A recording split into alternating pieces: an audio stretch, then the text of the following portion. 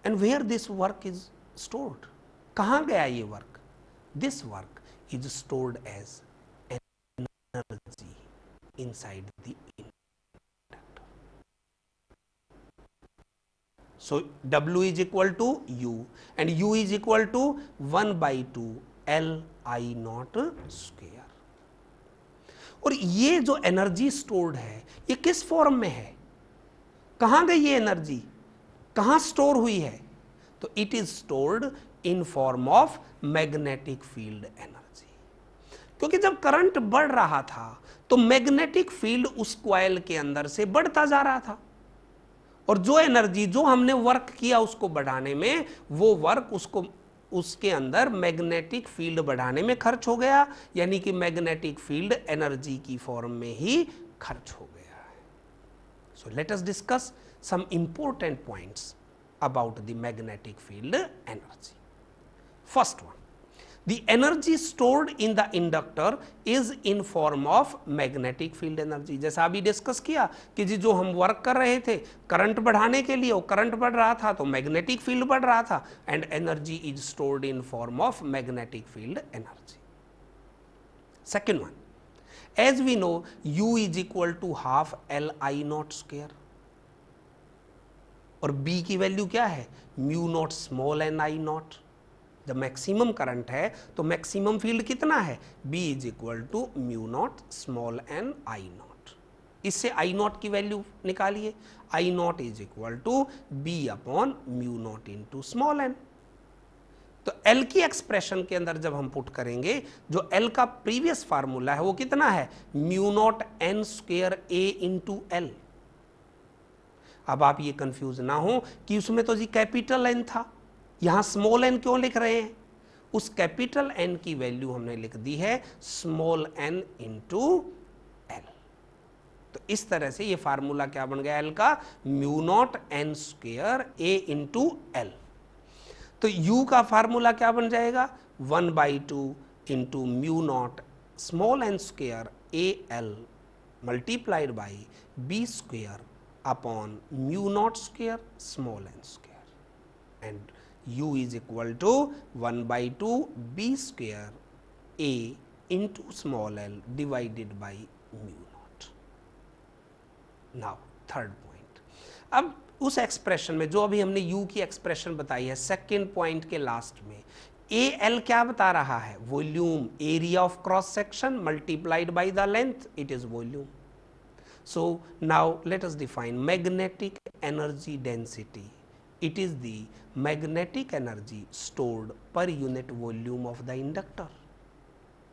अगर हम A into L को नीचे ले जाएं, यानी कि वॉल्यूम को U के नीचे ले जाएं, तो क्या बन जाएगा? Small u is equal to capital U यानी total energy divided by capital V यानी कि वॉल्यूम।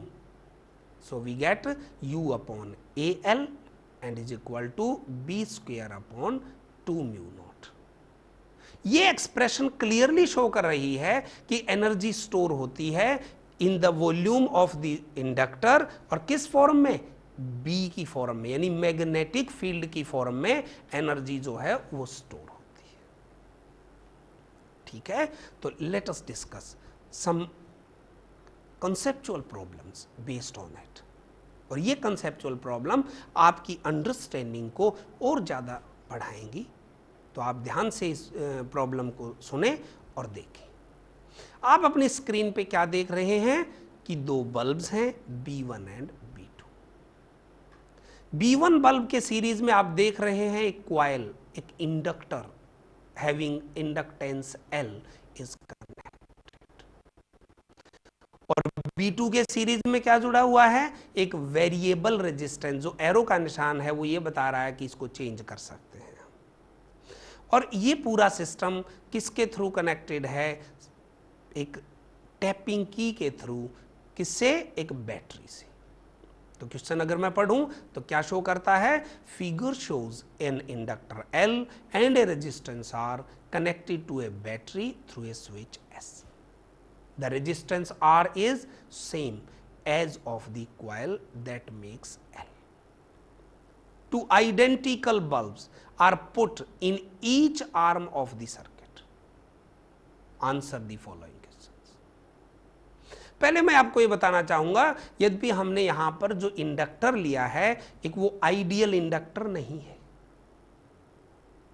आइडियल इंडक्टर का रेजिस्टेंस नहीं होता, लेकिन इस क्वेश्चन के अंदर ये दिया हुआ है कि चूंकि ये वायर से बना होता, वायर ही तो वाउंड होता है, तो इसका रेजिस्टेंस, इंडक्टर का रेजिस्टेंस उतना ही है जितना इसका रजिस्टर का जो B2 के साथ सीरीज में कनेक्टेड है उसका है। तो पहला क्वेश्चन ये है कि which of the bulbs light up earlier when switch S is closed. जब हम स्विच S को क्लोज करेंगे तो कौन सा बल्ब जल्दी जलेगा, क्या बता सकते हैं? तो आंसर होगा the bulb B2 in the arm of resistance R lights up earlier than bulb B1। क्यों भाई, ऐसा क्यों हुआ? Why it has happened? Because in the circuit of B1 an inductor is connected। When switch is closed, current बढ़ने की कोशिश करेगा और due to self inductance it opposes the growth of current in the bulb B1। तो जो inductor की presence जो है उसके कारण B1 बल्ब देर से जलेगा, B2 बल्ब जल्दी जलेगा, क्योंकि रेजिस्टेंस वाला सर्किट जो है, रेजिस्टेंस जिसके साथ कनेक्टेड है उसमें कोई इंडक्टिव इफेक्ट नहीं होता। Now question number 2, will the bulbs be equally bright after some time. यानी कि जब हमने उसको कनेक्ट किए रखा तो क्या थोड़ी देर के बाद क्या दोनों बल्ब इक्वली ब्राइट होंगे? Answer is yes. फिर आप पूछ सकते हो क्यों? वो इसलिए क्योंकि जब करंट कांस्टेंट हो जाएगा, थोड़ी देर बाद स्विच लगाए रखेंगे तो क्या हो जाएगा, करंट कांस्टेंट हो जाएगा। करंट के कांस्टेंट होते ही इंडक्टिव इफेक्ट खत्म हो जाएगा, क्योंकि वो तो change in strength of current से रिलेटेड है। जब इंडक्टिव इफेक्ट खत्म हो गया और उस इंडक्टर का जो ओहमिक रेजिस्टेंस है वो उतना ही है जो आर का है, तो इसलिए दोनों बल्ब्स में से सेम करंट जाएगा। सेम करंट जाएगा, इसका मतलब कि दोनों बल्ब इक्वली ब्राइट होंगे। Now let us discuss one more problem related to the inductance. If self inductance of an air cooled solenoid increases from its value 0.04 millihenry to 16 millihenry on introducing an iron core into it, what is relative permeability of core material? यानी कि जब उसको air में ही wound किया हुआ है solenoid को या इंडक्टर को, तो उसकी सेल्फ इंडक्टेंस है 0.04 मिली हेनरी। लेकिन अगर उसके अंदर एक आयरन कोर डाल देते हैं तो उसकी सेल्फ इंडक्टेंस बढ़ के हो जाती है 16 मिली हेनरी। हमें निकालना है कि जो हमने आयरन रॉड डाली है, यानी कि जो कोर डाली है, उसका रिलेटिव परमिएबिलिटी क्या है।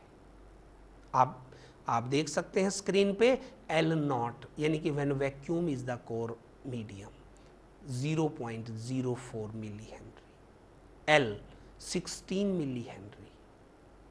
फार्मूला क्या होता है सेल्फ इंडक्टेंस का, किसी सोलेनॉइड का, किसी क्वाइल का, किसी इंडक्टर का? L0 is equal to mu naught capital N square A upon small l।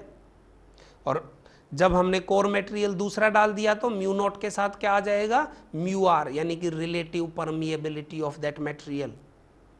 तो L इज इक्वल टू क्या बन गया, L is equal to mu R into L0। Put the values, that is mu R is equal to L upon L0, 16 divided by 0.04 and it will become 400। इसका मतलब उसकी relative permeability क्या हो गई थी, 400। Now I want to discuss some multiple choice questions based on it.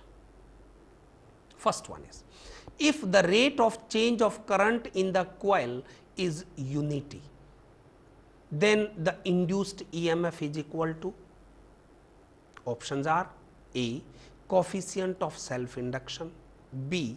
Magnetic flux linked with the coil. C. Number of turns in the coil. And D. Thickness of the coil. तो अब आप सोच सकते हैं कि यानी कि किसी भी कॉइल के अंदर से rate of change of current 1 है, di अपॉन dt 1 है, तो इंड्यूस्ड ईएमएफ किसके बराबर होगा?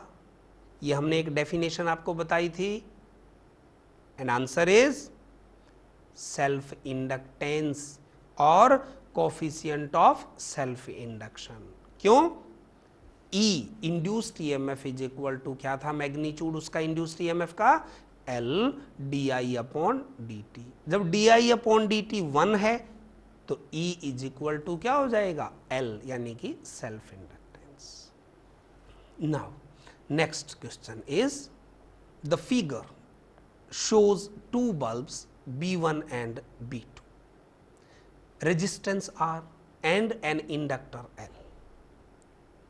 When the switch S is turned off, figure के अंदर आप देखिए कि वही बिल्कुल जो हमने एक पहला न्यूमेरिकल ये MCQ किया था, बिल्कुल उसी तरह की सर्किट है कि यहाँ पर B1 और B2 दोनों बल्ब्स हैं, R रेजिस्टेंस है, L इंडक्टेंस है। यहाँ पर इंडक्टर का रेजिस्टेंस कंसीडर नहीं किया गया है, यानी कि रेजिस्टेंस नहीं लिया गया है। It is assumed that this inductor has no ohmic resistance.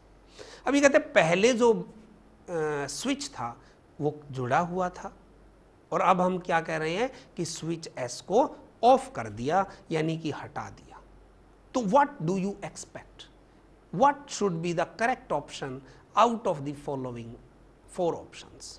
First one is both bulbs B1 and B2 die out promptly, यानी कि क्या दोनों बल्ब्स B1 और B2 तुरंत बुझ जाएंगे? B. Both B1 and B2 die out with some delay, क्या दोनों ही थोड़ी देर जलते रहेंगे और बाद में बंद होंगे? C. B1 dies out promptly but B2 with some delay. And D is B2 die out promptly but B1 is some time. तो क्या होना चाहिए इसका करेक्ट आंसर कि किसके साथ इंडक्टेंस जुड़ी हुई है? जो दूसरा बल्ब था B2 उसके साथ जुड़ी हुई थी। इसका मतलब B2 जो बल्ब है वो थोड़ी देर में जलेगा, देर में बंद होगा, और जो B1 बल्ब है वो तुरंत बंद हो जाएगा। ठीक है, तो अब और next question is if n is number of turns in the coil, the value of self inductance varies as first one A option is equal to n, B is n raised to power 0। n raised to power 0 से confuse ना तो होइए, इसका मतलब ये है कि n पे डिपेंड ही नहीं करती क्या self inductance. C is n square and D is n raised to power -2। तो अब आप जो सेल्फ इंडक्टेंस की एक्सप्रेशन है L is equal to mu naught capital N square into A upon small l। एक बार फिर मैं आपको बताऊं कि कैपिटल N क्या है? Number of turns, A area of cross section, small l is length of the solenoid. तो अब इस एक्सप्रेशन के बाद आई थिंक आंसर को बताने की जरूरत नहीं है, answer will be N square, that is C is the correct option. Now two solenoids of same cross-sectional area have their lengths and number of turns in the ratio of 1:2. The ratio of self-inductance of two solenoids is, options are, first one is 1:1, B is 1:2, C is 2:1 and D is 1:4। तो आप क्या answer उम्मीद करते हैं? Number of turns की ratio क्या है? 1:2। तो इससे क्या हो जाएगी सेल्फ इंडक्टेंसेस की रेशियो? 1:4 स्क्वायर, 1:4। लेकिन चूंकि जो डिनोमिनेटर है उसकी भी रेशियो 1:2 है, उस तो जो expression L is equal to 1/4 हो रही थी, नीचे भी रेशियो 1/2 होने के कारण क्या हो जाएगा? 1:2। तो आपको वैसे भी अगर इसमें वैल्यूज आप पुट करके देख सकते हैं कि N1 अपॉन N2 is equal to 1/2, L1 upon L2 is equal to 1/2। जब आप दोनों वैल्यूज दोनों सोलेनॉइड्स के लिए, दोनों इंडक्टर्स के लिए जब L की एक्सप्रेशन में वैल्यू पुट करेंगे, you can easily find the answer, and answer is 1:2। Next question, self inductance of a straight conductor is, कि अगर कंडक्टर में क्वाइलिंग नहीं है, कंडक्टर सीधा है, तो उसकी सेल्फ इंडक्टेंस क्या होगी? Options are 0, infinity, very large, and last one is very small. Answer is 0, because a straight wire does not include any magnetic flux. उसका एरिया ऑफ क्रॉस सेक्शन क्या होगा? 0। उसके अंदर से मैग्नेटिक फ्लक्स पास ही नहीं होगा, तो उसकी सेल्फ इंडक्टेंस ही नहीं होगी, तो it's self inductance is 0। Now next question, current I is flowing through a coil of N turns, the magnetic flux linked with the coil is, यानी कि हमें एक coil दी हुई है जिसके अंदर N टर्न्स लपेटी हुई है और I करंट है उसके अंदर से फ्लो होता। अब अगर हम एक टर्न होती तो कितना होता? Phi is equal to LI होता। यहाँ पर कितनी टर्न्स है? N। Naturally magnetic flux linked with the coil will become NLI.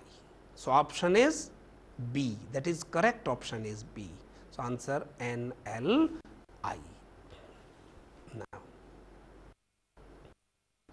energy stored in a 50 millihenry inductor carrying a current of 4 ampere will be, यानी कि अगर कोई हमारे पास इंडक्टर है जिसकी सेल्फ इंडक्टेंस 50 मिली हेनरी है, तो उसकी और उसमें से करंट जो पास कर रहा है दैट इज 4 एम्पियर, तो उस समय पर कितना मैग्नेटिक फ्लक्स, कितनी एनर्जी उसके अंदर स्टोर होगी? तो options are A is equal to 0.4 joule, B 4 joule, C 0.8 joule and D is 0.04 joule.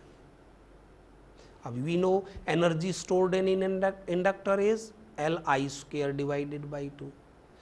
L की वैल्यू दी हुई है 50 मिली हेनरी, यानी कि 50 इंटू 10 की पावर -3 हेनरी। ये भी कई बार बच्चे गलती करते हैं कि यूनिट्स नहीं बदलते, मिली मीन्स 10 की पावर -3, तो 50 milli henry. So L is equal to 50 into 10 raised to power -3, I is 4 ampere, put the value in the expression and we get answer as 0.4 joule. So correct option is A.